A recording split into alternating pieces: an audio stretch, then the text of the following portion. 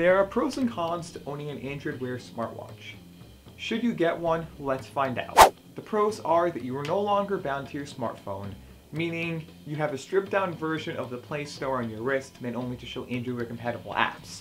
You also don't have to feel like you need to take your phone out of your pocket every couple of minutes, as your watch displays all of your notifications for you. There are implemented into Android Wear 2.0 a whole new selection of watch faces with complications. Complications are interactive but almost virtual buttons that can display a ton of different things. You can have it made easier to see notifications, calendar appointments, most contacted contacts, steps you take, and more. These allow you to press them and it opens up with what you have selected. You can also customize them with a ton of different apps in the Play Store that allow for the customization, allowing you to have a timer, complication, or others.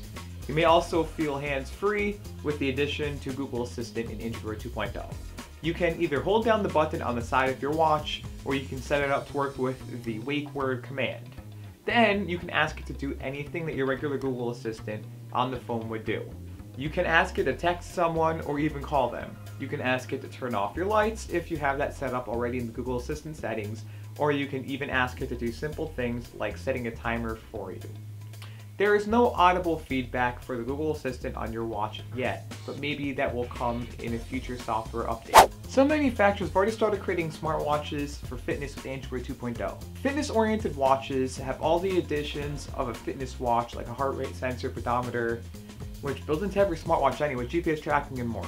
You can use the watch to download all of your favorite fitness apps, as long as they are Android Wear compatible, and track all of your stats without having to buy a separate fitness band. You can use the watch that you may have already picked up for the watch and notification part. I picked up Moto 360 Sport, a fitness-oriented band originally for the connected side of things and not for the fitness side of things. Then when I started fooling around with the capabilities of the watch, I realized that I could use it as a fitness tracker without having to go and buy a Fitbit or something like that. Something that is expensive and I would only wear when working out is not worth it. This saves you money from buying something that you may only use when working out and that you can use this on an everyday basis. Think about the battery on your phone right now. How many times have you already checked for a notification by turning on your screen? How much battery did that waste? You may think that it did not waste a ton of battery, but it all adds up, and throughout the day of checking your phone, you may waste more battery than you think. With the watch on your wrist that also displays notifications, all you have to do is lift your wrist or tap on the screen and you can see the notifications. You can see if the notification is important and if it isn't. You can always swipe it away, dismissing it from the notifications so that you don't have to see it anymore at all.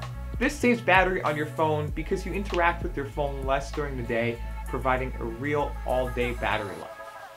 Now, with all the pros out of the way, there are also cons. There are bads to owning a smartwatch. The Android Wear 2.0 update added a keyboard to the watch so you can reply back to someone with whatever you want to say.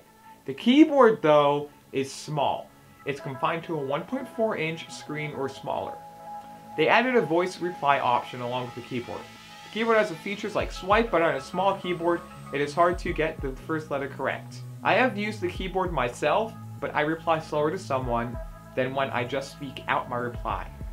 I use the voice dictation more than I do the keyboard. Along with any fitness tracker that lays on your wrist or any just pedometer that goes on your wrist, you get inconsistent step tracking. You can easily fool your watch by brushing your teeth, possibly eating, or even putting on any clothes or any crazy wrist movement activity. This was something that in about, I think 2014, Fitbit was getting backlash for the inconsistent tracking of steps. They spoke out to say that the band won't be the most accurate ever, but it will be able to track you the best out of any watch out there. This is something that you see with every watch and fitness band, so it is to be expected, but don't rely on this to track your steps if you want to be the most accurate. Biggest issue is battery life. Find it annoying to have to charge my watch every day or even 2 days. There was a Kickstarter campaign for a smartwatch that can charge with the heat of your body. The campaign was a huge success, but the only issue is they never actually released the watch. If this watch actually came to be a reality, you would never have to charge your watch again. There could be many ways of charging your watch other than having to plug it in. For now, you need to actually plug the watch into the wall, whether it be via wireless charging or proprietary cable, but only smartwatch battery only still lasts for at least at most 2 days as far as I've seen, unless you get like a black and white screen one. If you use your watch more throughout the day, you get 1 day of battery life. This is not the biggest thing in the world, but with the growth of slimmer phones, I would expect the watch to be able to last a week before it needs to be charged. Now, it is up to you to decide whether or not you want a smartwatch for yourself. Comment down below in the comments below with what smartwatch you have, or if you want or need a smartwatch.